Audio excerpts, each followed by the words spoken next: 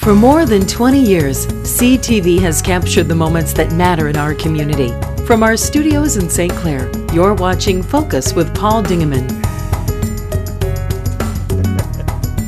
And thank you and welcome. We've got a very interesting show for you once again today here on Focus. This is, I wear red today because this is Heart Month. February is Heart Month, as so called by the American Heart Association. And to talk to us about that and other things is our friend Deb Johnson. Welcome back from the St. Clair County Community Mental Health Executive Director. Yeah, lots going on in February. There is a lot going on in February, and thanks for having me, Paul. I love being here. Well, it's nice. I've got a little bit of red in my scarf. Yeah, and I just lucked out by having enough. I know, that's perfect. Yeah. So yeah, one of the things we want to talk about is it's National Heart Month, and one of the reasons sometimes people might ask, why is community mental health spending so much time on physical health care issues? It's because we know that people with severe mental illness die on average 25 years younger than their counterparts. Really? Yes, for a number of reasons, actually smoking is a big reason, but the other reason is not getting adequate primary health care. So we have been working really, really hard to do a much better job of providing integrated health care for the people that we provide services to, meaning making sure they get their physical health care needs met as much as their behavioral health care needs. So heart health is actually, that's one of heart health, those cardiac conditions are one of the 5 top factors, cardiovascular disease, that attribute to the statistic I just gave you. And so since February is National Heart Month, we actually have quite a campaign going. Well, if you go to our Facebook page, you'll see various messages about that. You'll also see, you'll hear public service announcements from us, and we have a display set up. If you come into our office, actually any of our offices, I saw the one at our main office through the whole month, and it has a lot of resource information about how to have good heart health. So, the major risk factors are smoking, bad diet, not enough exercise. Those are probably high blood pressure, those are high cholesterol. Those are kind of the biggest risk factors, and those are things that everybody can change. That's right. And it's a disease that sneaks up on you a lot of times. You don't realize you have it until all of a sudden you grab your chest and you got major problems. Exactly. There are, one of the things, the smoking is the big thing, even for heart disease. It's, besides, and we know it's bad for cancer, but heart doctors will tell you after triple bypass or something along those lines, we don't care whether you really change your diet, as long as you quit smoking, you'll be alive. So. Yeah. And actually, heart disease is the #1 killer of all Americans, more than cancer. More than cancer? Yeah, #1. So, and the research shows too that there's not just the physiological connection between, but there's a mental health or behavioral health connection too for good heart health. So it's important. Heart disease can cause depression, anxiety, especially. Actually, statistics show that 1 in 10 people suffer from depression or anxiety at some point. That number goes up to 33% for people after they've experienced a heart attack. So, and on that note, I guess I would say it's normal to feel down for a couple of weeks, but if it goes on, people need to seek professional help for that as well. And I'm glad you pointed out that you guys are involved in that, because your title, Community Mental Health, would scare people away and say, well, I've got a chest pain, I don't need to go there. But the two do go hand in hand. They do, and actually, if they get the chest pain, please call 911. Right. But it's true. I mean, the things, they go hand in hand, and we're really trying to focus on the whole person, because if you feel better physically, you will feel better mentally, and if you feel better mentally, you'll feel better physically. But you got to take care of both all parts of you, I guess. And so. So that's why we're doing a lot of those things. And I told you a while back about a huge SAMHSA grant that we got from the federal government. It started October 1st, 2015. We're getting $400,000 a year, each year for 4 years. Wonderful. To develop an innovative, integrated healthcare model. So if you might remember that part of that included a partnership with the People's Clinic. So the People's Clinic has historically provided total free health care. Right. Well, since Medicaid expansion, a lot of folks have gotten Medicaid through that. So now the People's Clinic provides 2 days total free health care like they always have with volunteer physicians. And now on Monday, Wednesday, and Friday, they're going to see folks that have Medicaid. And that just started this past Monday. So Wow. And we have an integrated electronic health record, and that's like a part of this model, so that the doctors can see everything going on the mental health side. Our psychiatrists can see what's going on the physical health side, Wonderful. and so we can really provide really good comprehensive care for the You're people. treating the whole body. We're treating the whole body, so we're super excited about that. But yeah, so that's why we've been focusing on the different things, and this month it is heart health. Wow, well that's great. That's all good news. And what comes up in March? Do you remember? In March, yes, I do. March is Developmental Disability Awareness Month. So in that month, we'll be talking. Actually, we do have a speaker. Oh gosh, I don't remember what date it is. That's all right. You know what? I have it here, I think, because Okay. I'm doing a radio thing tomorrow about that. Okay. Anastasia Cornell. It's called Inside Out of Anastasia Cornell. Anastasia is a young woman with a developmental disability, and she's quite a character. She's so interesting, very bright young woman. She actually gave Phil Pavlo a run for his money one day. She wanted to meet. She had some concerns about mental health funding, and Right. she asked if I could help set up a meeting. So I called Senator Pavlo, and he said sure. And he came to Community Mental Health and met with her in our galley. And I don't know, I think he thought he might be getting off not so hard on this one. She had a list of questions, like 20-some questions, and she went through every question. It was fantastic. Good for her. But anyways, Anastasia has just really done a great job of living her life in recovery and discovery, we call it. And so she's going to talk about that on Tuesday, March 17th from noon to 1 at the Port Huron location. It's free for anybody. So that's one of the things we have going on in March. Okay, good. Well, good. We'll just keep informing the people of what's happening at Community Mental Health. I will, and hopefully people will take care of their hearts. Look at the actually there's a lot of resources too. If you Google Million Hearts campaign, the goal is to prevent 1 million heart attacks and strokes over 5 years. That's the Million Hearts campaign, and there's a lot. It's a national initiative because the economic loss from heart disease in 2010 was $444 billion in our country. That's staggering. And that's work loss, Yeah. medical costs, all those things. That's huge. Yeah, absolutely. So really, lots of things for improving care for people who need treatment. They do focus on the ABCs. That's probably a good, easy thing for people to remember. A is people at risk. B is blood pressure control. And C is cholesterol management and smoking cessation. So it's ABCs with a S on the end. So those are the important things. Good. Well, you did it again, Deb Thank Johnson. you. All sorts of wonderful, important information for all of our viewers, and we thank you for coming Thank each you. month. Good to see you. Good to see you. We're going to be back with some ladies from the RESA, and they're going to talk to us about the Great Start Collabrative and a parent meeting that's coming up that you should be involved in. Be right back.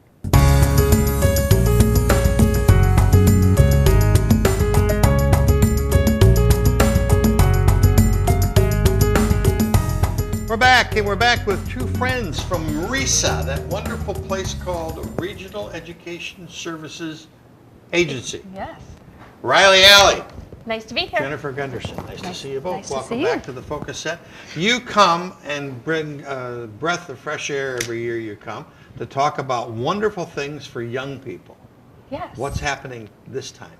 Well, we're entering our busy season of events that we have for parents. We have on March 5th, we have PArenty University, Okay. which is a one-day conference for parents and anybody caring for young children. So grandparents, child care providers. So this is not talking to parents about children going to university. No. This is for parents who want to learn how to be a parent. To help them, give them extra skills to make it a little bit easier on them, because the more we know, the easier it is for us and the better it is for the kids. So we invite the parents in to just learn some tips and tricks and skills. Like what? So we have lots of variety of classes. We have classes on discipline. That's the number one thing that parents are I usually thought looking discipline for. was no. So we're going to give those parents all the tricks they need to kind of help those toddlers and preschoolers who are, needing a little bit of help with some new strategies on what to do. We have somebody coming in to talk about literacy with our young children, math skills. We have somebody coming in talking about infant-toddler activities.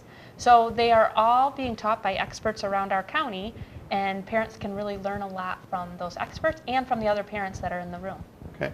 Before we go on, let's give the date and the location.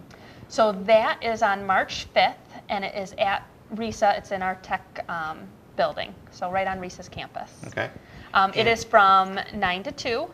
And 9 in the morning. 9 in the morning to 2 in the afternoon. We provide breakfast and lunch. Ooh. And if you register before February 19th, it's only $15 to attend. I can't bring my child, though. We don't have childcare, unfortunately. That is one of the barriers. But hopefully people are able to find somebody for their children. Grandma or grandpa. And then spend the day as an adult with other adults in the room and learning about what to do to help your children. Okay. Jennifer, you're involved in the whole program too. I am, yes. And what will you be doing? Well, I will be on hand to help with parents, getting everybody registered in the door, getting them to their right classes, wherever they need to be for the day. I'm there to help. Okay. Keep going with what you got there. So we have another event, and I'll let Jen kind of talk a little bit more about that, but we have a community baby shower that is open to pregnant women throughout St. Clair County. And Jen does a lot of that planning. So we partner, the committee partners with a lot of different agencies throughout the county that all have a stake in making sure babies are born healthy, and moms have all the tools and tips that they need once babies are born, how to take care of them, about their developmental milestones that are coming up. So any information that we can share during that event with families to give them some help, that's our goal for that program. So that event is on Wednesday, March 16th. From 5 to 8:30. It's also on RISA's campus over in the Woodland Developmental Center. Okay. All you need to be is a pregnant mom to register or have a baby 3 months of age or under. Anybody in that range is eligible, and you just need to go to the Great Start website at greatstartstclair.org to register, fill out a quick form, and show up to the event. Okay. I think the guys are going to throw up your website too. It's a very friendly website, and there it is now. And you've got very easy to navigate around it, isn't it? Mm-hmm. We try to really make it parent friendly. We actually have Jennifer as part of, she's the parent liaison for our Parent Coalition. Okay. So a group of parents that come together to really give their voice for the kids in our county. And some of those parents have helped us go through the website and tell us, don't do this. Exactly, like, I could not find this on there, you need to change this. That's important. And it is, because if they can't find the services we're providing, then they aren't getting what they need. Let's give that website again, the address again. Sure. It's www. Yep, greatstartstclair.org. That's simple. It's very simple. In both events, you can register for both events underneath the Community Events tab. You go to either PArenty University or the Community Baby Shower. Or there is a phone number to call as well. Okay. We've talked in previous visits about the fact that the governments are finally starting to realize that money needs to go to earlier education. Is it starting to flow towards these programs, or is it still a year or two away? No, it is. I mean, we are growing in a lot of different areas in early childhood, and there's definitely a big push for it, because we know that the more we spend with the kids at the youngest years, it's going to really pay off in the end, and those kids will be more ready for school, they'll be more successful in school and in life. So we are, in St. Clair County, we're seeing those benefits with expansion in preschool slots. We have more free preschool slots in the county. The word is free. Yeah, we have more free preschool slots in our county than we have in the past, and we're filling those slots right up. We have more home visiting dollars here as well, so we're able to see more kids in their homes before they enter preschool. So there is more money coming to St. Clair County for early childhood. Are we seeing childbirth rising? We aren't. That is pretty much stagnant? Yeah, staying pretty steady. A little of a decrease in St. Clair County in the last couple of years. But we're kind of still staying around that 10,000 children under the age of 5, which we've been at for a couple of years now. We had an interview a few weeks ago with River District Hospital, St. John's, and talking about their birthing center. And they said their numbers were up. Oh, so maybe they're taken from some other hospital or something. but I wondered if it was a trend, and obviously it must not be. Well, that's my data from last year, so I don't get anything, you know, so maybe we'll start to see that going up, and hopefully we will. Yeah, they said they've been busy. Good, so then for the that whole- should help, and we have more services for those families with those babies, and if they're seeing, they are part of the committee for the community baby shower, so they are sending those moms to us for Okay. that event, so that's a good partnership we have with them as well as with McLaren. So it's a parent university, and it's not 4 years, it's just one day, It is just 9 till noon, March the 5th, and there's no admission charge.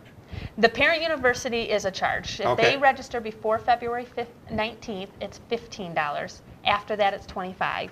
Well, that's still not bad. So it's not, and that includes their breakfast and their lunch and their classes. So you're getting quite a bit, especially if you use that early registration fee.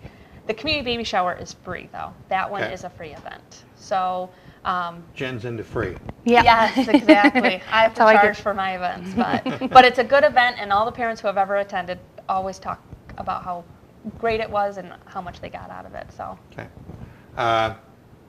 It's a wonderful area that you work in.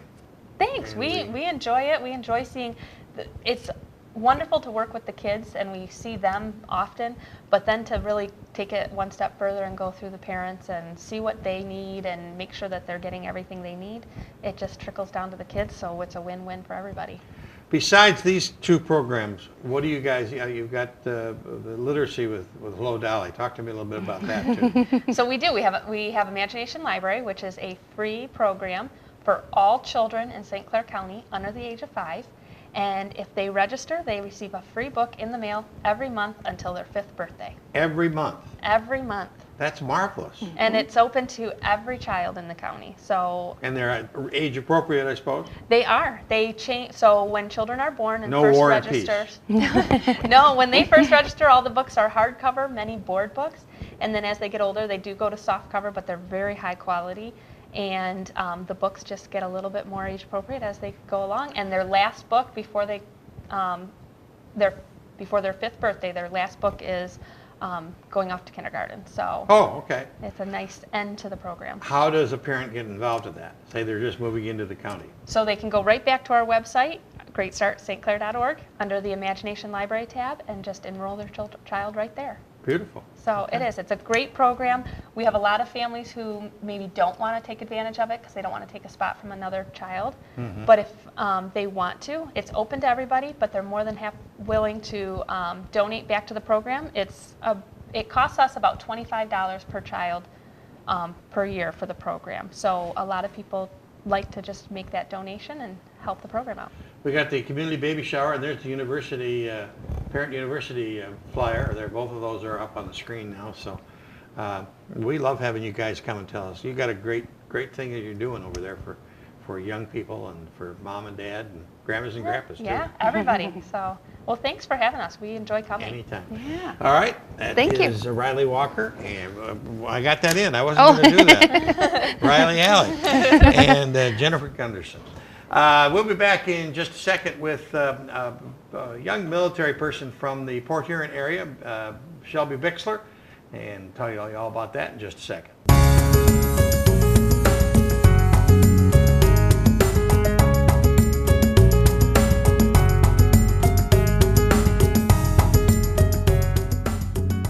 From time to time, I get information from the military services about local people. We are fortunate to have a new piece of tape which is provided by the United States Army about a young lady from the Port Huron area called Shelby Bilxer. And she was here a few years ago here on Focus when she was home for a while as a recruiter in the Port Huron recruiting station.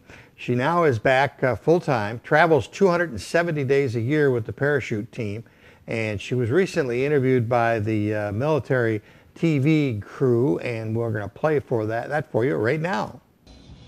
After the band was finished playing, the Golden Knights were ready for their mission. Sergeant First Class Shelby Bilxer, a Golden Knight, talks about what they do during a typical year.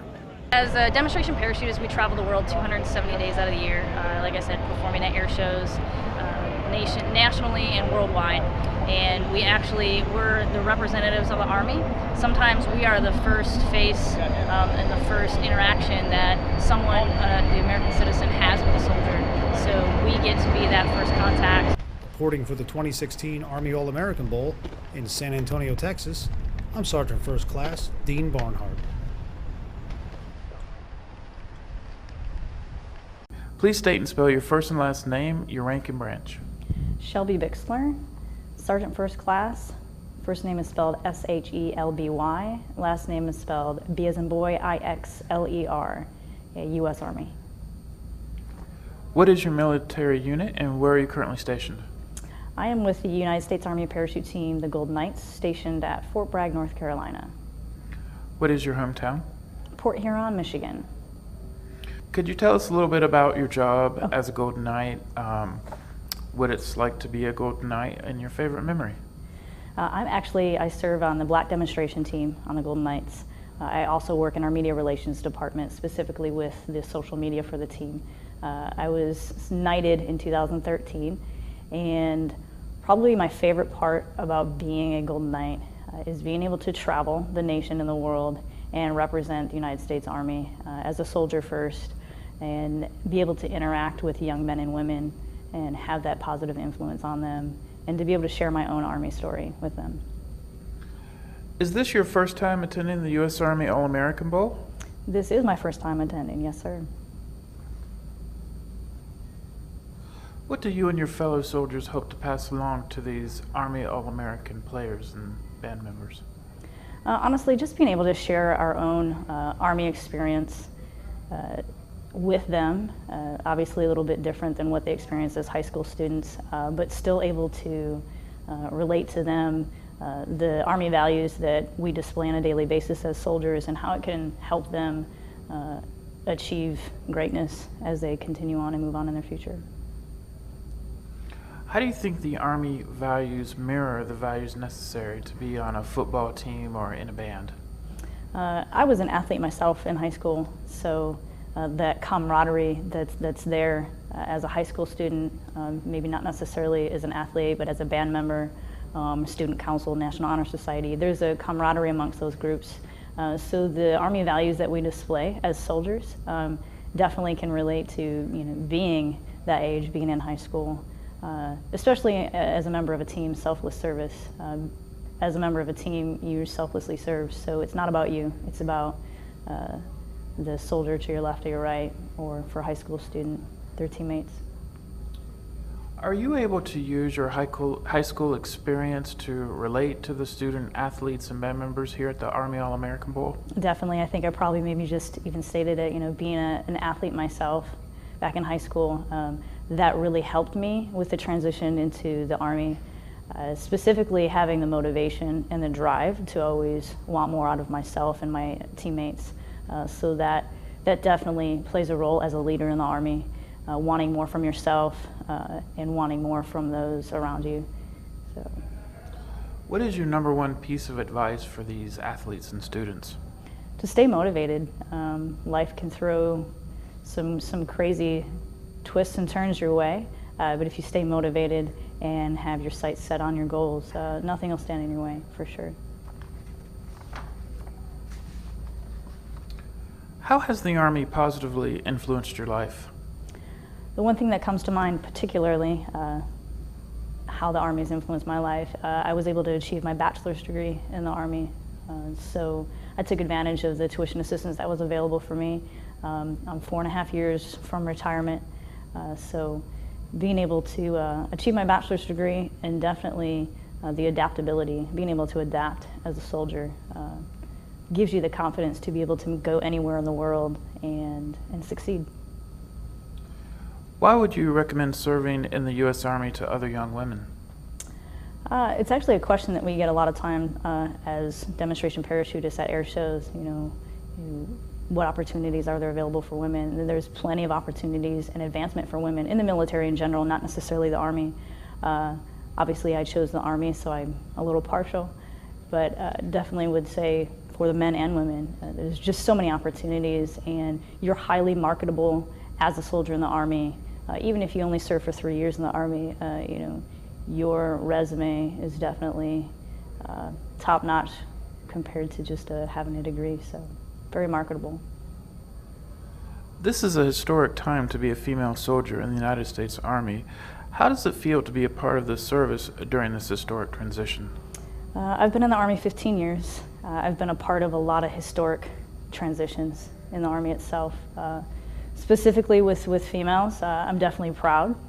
But like I said, there's a lot of men and women soldiers that have achieved greatness and will continue to do so. I have complete faith in our leadership to be able to ensure that there's specific checks and balances in place as we advance and move forward with the combat roles and women being able to specifically enlist in some of these positions. So it's an honor. I'm proud of all of them, male or female soldier. When the first female soldiers graduated from Ranger School, did you feel a special sense of pride from your fellow soldiers and accomplishments? One, yes, absolutely. Definitely a sense of pride. I think with my counterpart, Staff Sergeant Gallagher, I agree with her. You know, man or woman, that's an elite school. So any soldier that can be selected to attend Ranger School and complete it, even to attend it itself, it shows a lot about your character and your motivation, and it definitely displays all of the Army values. So definitely proud about that. All right, well, do you have anything else you would like to add?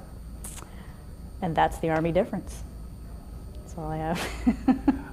All right, thank you very much. Thank you. Well, that's Master Sergeant Shelby Bilxer, great Port Huron resident. We thank the U.S. Army for providing us with that interview, and it was nice to see her again after she'd appeared here on Focus, probably 2-3 years ago. Nice young woman. That's about it for this edition of the Focus program. Thanks very much for tuning in. Till next time, I'm Paul Dingeman. See you soon.